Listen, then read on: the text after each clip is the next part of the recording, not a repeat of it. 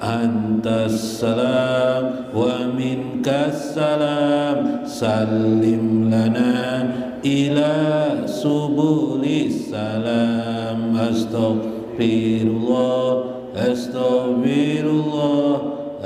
Assalamualaikum warahmatullahi wabarakatuh. Bismillahirrahmanirrahim. Alhamdulillahirabbil alamin. Wassalatu wassalam ala sayyidina wa nabina Muhammad wa ala alihi wa sahbihi ajmain. Hadirin jamaah Masjid Ta'lim yang berbahagia, Pak Ina insyaallah asul di kitab Syekh Abdul Qadir Jalani Fathur Rabbani insyaallah, wa nafa'ana bihi wa ulumihi fid dharain. Amin ya rabbal alamin. Mudah-mudahan Allah memberkahi kita, memberikan rahmat curahannya, kasih sayangnya, maghfirahnya kepada kita sekalian. Amin ya rabbal alamin. Dalam rangka terus menerus ya berada dan mencari dan menelusuri kurbah posisi muqarriban bi indillah di sisi Allah Subhanahu wa taala. Semoga Allah selalu meridai jalan-jalan yang kita tempuh. Amin ya rabbal alamin.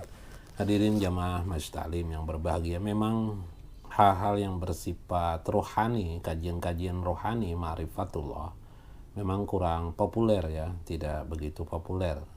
Karena memang ini bukan duniawi, ini urusan ruh, urusan rohani ya, urusan ruh. Karena urusan ruh ya begitulah, nah, gitu kan. Bahkan iblis, setan ini tidak suka dengan begini. Dianggap mungkin ketinggian, terlalu tinggi bahasan itu, sombong, angkuh dan sebagainya. Padahal memahami ini justru kita agar tidak menjadi setan, jadi iblis gitu kan. Karena kita tidak tahu tentang hal yang rohani, inilah kita menjadi setan, kita menjadi iblis ya. Itulah pintarnya iblis itu, membuat karangan-karangannya, membuat pikiran-pikirannya kepada otak dan pikiran manusia. Dia kecanggihannya membalikkan sebuah fakta, itu pekerjaan setan.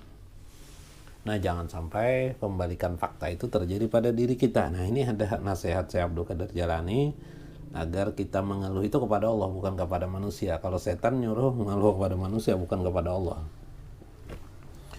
Iblis ya, iblis itu sebenarnya bukan berilmu. Iblis itu tidak juga dia berilmu, katanya bertauhid, kuat dan sebagainya. Andaikan dia benar-benar bertauhid, dia tidak terjerumus kepada tidak menerima. Kenapa dia tidak menerima Adam? Karena pengetahuannya, karena dia tidak diajari Allah ma'rifatullah, tidak diajari Allah ma'rifat, sehingga akhirnya dia tidak ma'rifat.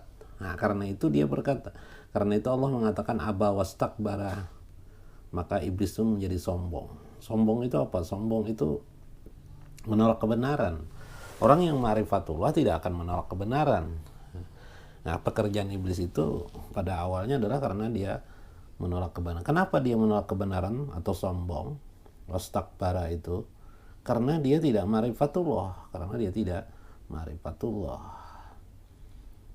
Karena dia salah, dia tidak bisa minta ampun. Kenapa dia tidak bisa minta ampun ketika itu? Karena dia tidak diajari Allah bagaimana cara minta ampun. Nah, ini juga satu hal kenyataan bahwa iblis sebenarnya tidak alim, tidak apalagi ma'rifatullah, tidak ma'rifatullah ya.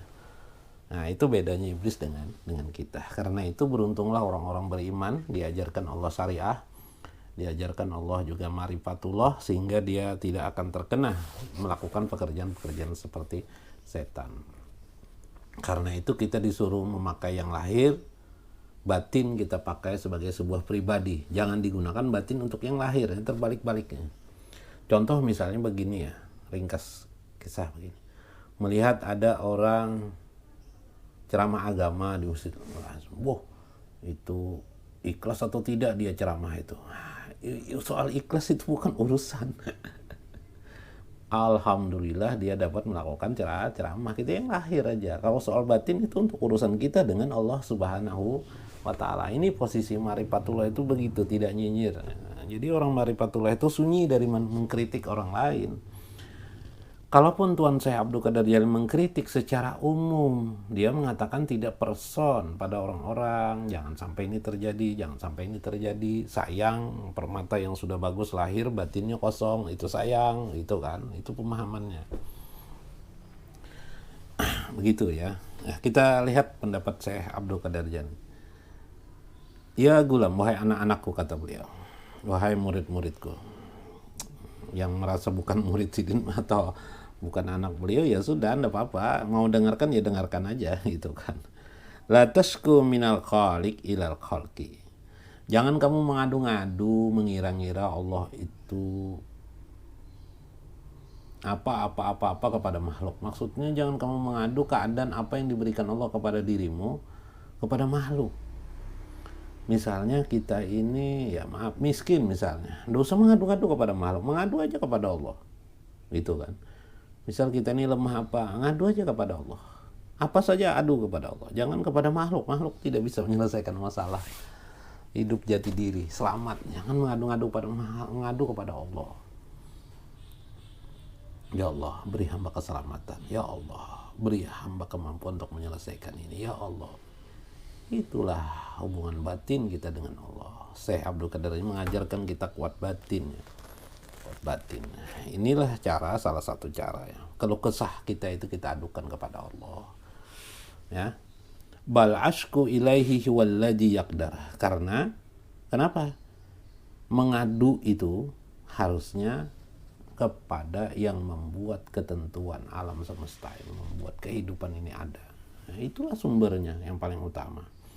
Wa amma ghairuh, pala, tidak ada lagi selain yang membuat ketentuan alam semesta dan kehidupan ini seperti adanya yang sekarang kita lihat, mata kita terbuka ini. Tidak ada lagi yang membuat ketentuan ini kecuali Allah. Siapa lagi? Tidak ada selainnya, kata Syekh Abdul Qadir. Fala, tidak ada yang lain. Itu Syekh ini luar biasa ya. Min kunuzil bari kitman musaibi. Maka dari segala perbendaharaan kebajikan itu, kitmanil musaibi, segala perbendaharaan baik itu Allah Subhanahu wa taala. Adukan kepadanya, mengadu kepada Allah. Tapi diamkanlah kitmanil musaibi, musibah-musibah yang kamu terima, bencana yang kamu sedihkan, yang kamu misalnya kamu tidak punya anak, berharap punya anak, adukan kepada Allah. Ngadu kepada manusia tidak bisa juga kita. Nah, tidak perlu nyinyir kita, apalagi mengurusi orang lain. Wow, itu ini, wow ini komentar ini, wow seharusnya begini, seharusnya ini. Diri sendiri tidak diurusi kok, ngapa ngurusin orang.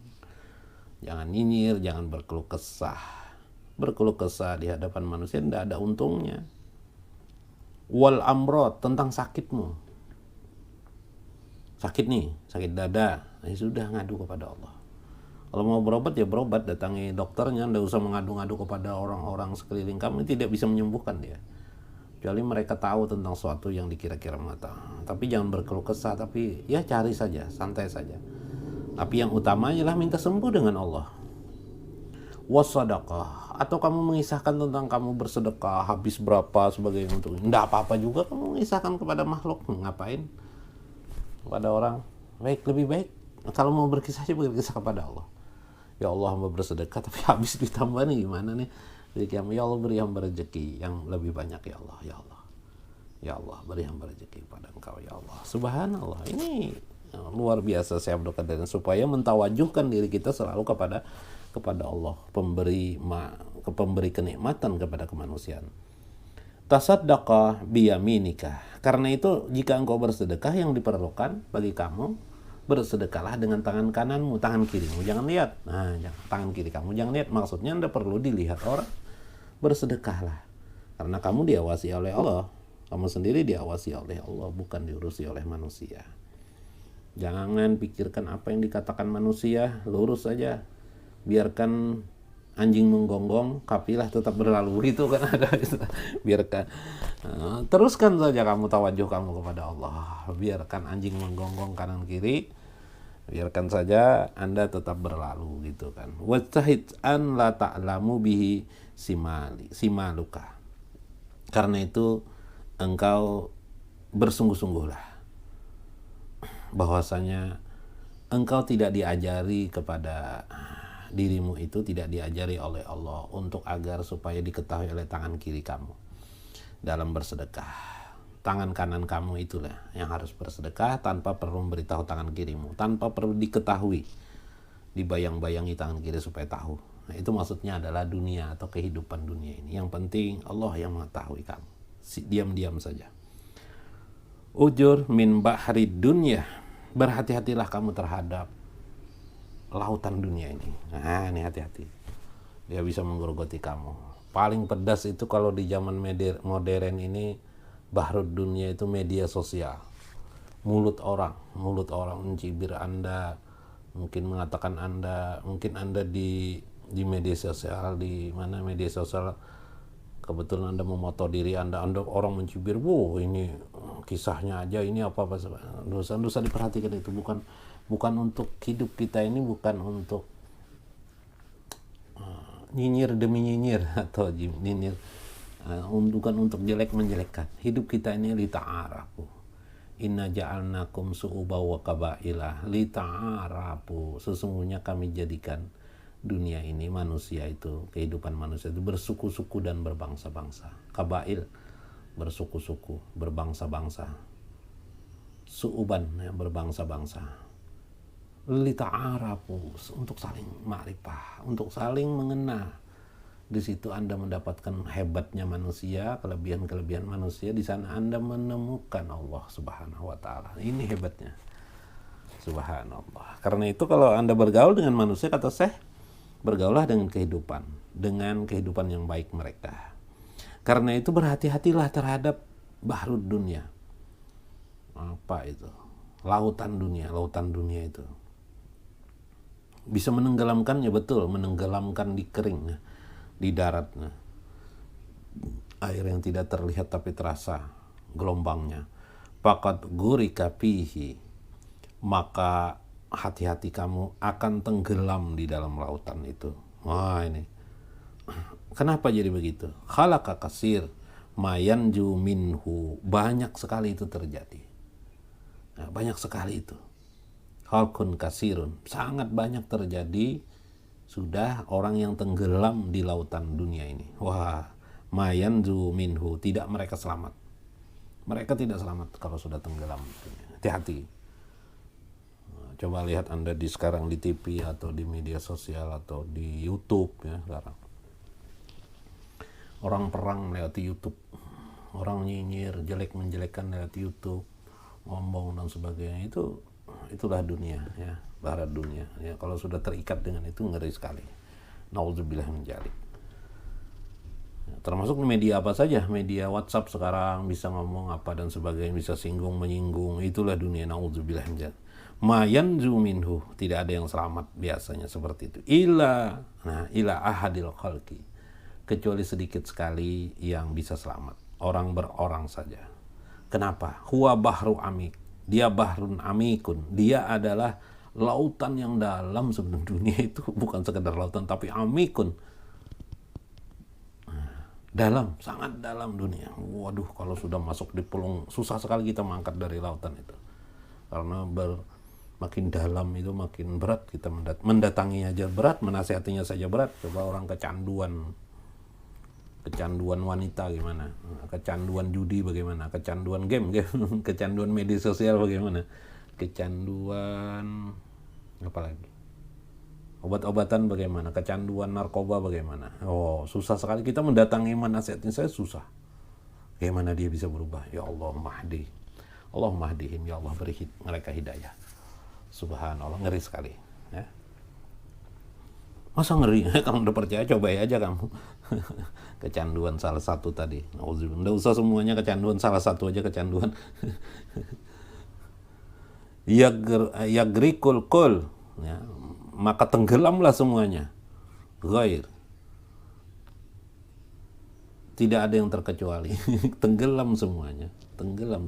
Waduh, ngeri. Itulah bahrud dunia, lautan dunia itu menenggelamkan semua manusia. Wa annallah ajza wa jalla yanji minhu mayyasha. Tetapi Allah mampu menyelamatkan daripadanya sebahagian daripada mereka, yaitu mayyasha, orang-orang yang dikehendaki Allah. Nah, bagaimana kita supaya dikehendaki Allah?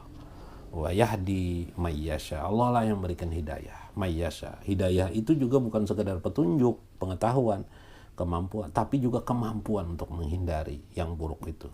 min ibadihi, bagi hamba-hambanya, kama yanjil mu'minina yaumal qiyamah, sebagaimana orang-orang mukmin juga pada hari kiamat, minan nar, daripada api neraka. Semua manusia akan dimasukkan dalam neraka kecuali orang-orang yang diselamatkan Allah. Masya Allah. Itulah dunia. Dunia juga begitu. Semua orang akan tenggelam di lautan dunia ini kecuali orang-orang diselamatkan oleh Allah. Hati-hati. Kita tidak bisa sombong dengan ilmu kita. Ilmu pun tidak bisa selalu bisa menyelamatkan. Yang bisa menyelamatkan itu Allah. Maka ilmu yang bisa menyelamatkan itu adalah ilmu yang menyampaikan kita kepada Allah. Ilmu yang mempertemukan kita dengan Allah. Ilmu yang diredai oleh Allah Subhanahu wa ta'ala. Subhanallah. Li'annal kul, karena setiap yang sesuatu itu ya baruna alaiha, sudah melewatinya. Sudah banyak orang melewatinya. Semuaan sudah lewat dan mereka tenggelam.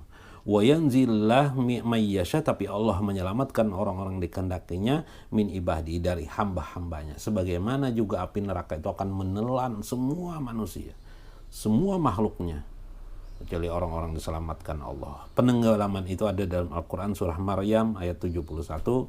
Allah berfirman, wa in minkum, tidak sekali-kali seorang jiwa pun. Nah, tidak seorang jiwa pun, tidaknya. Wa in, tidak, minkum, di antara mereka, ila wariduha, kecuali memasukinya api neraka. Kana ala rabbika, semua itu adalah dari Tuhan engkau, hatman makdiyan, ketetapan yang pasti daripada Allah Subhanahu. Jadi kita ini semuanya masuk neraka. Semua orang masuk neraka kecuali Allah yang menyelamatkannya. Orang-orang dikehendaki Allah dari hambanya. Na'udzubillah. Karena itu berhati-hati. Jangan merasa aman dengan diri Anda. Dan jangan merasa aman diri Anda akan masuk surga. Hati-hati. Karena itu berhati-hatilah terhadap hidup ini, kehidupan ini. Bagaimana caranya? Suatu saat Rasulullah pernah ditanya oleh Siti Aisyah, Ibunda Aisyah, bertanya, ya Rasul, apakah kita semuanya masuk ke dalam api neraka? Betul, kata Rasulullah, tetapi saya melewatinya seperti Nabi Ibrahim ya, di api Namrud ya, ketika dibakar api Namrud. Kata Rasulullah, tidak ada apa-apa, malah sejuk saya terasa. Oh, mau masuk surga neraka? Kenapa? Itu apa maksudnya neraka itu? Betul, karena titian sirat di bawahnya itu api neraka. Jadi hakikatnya kita melewati api neraka.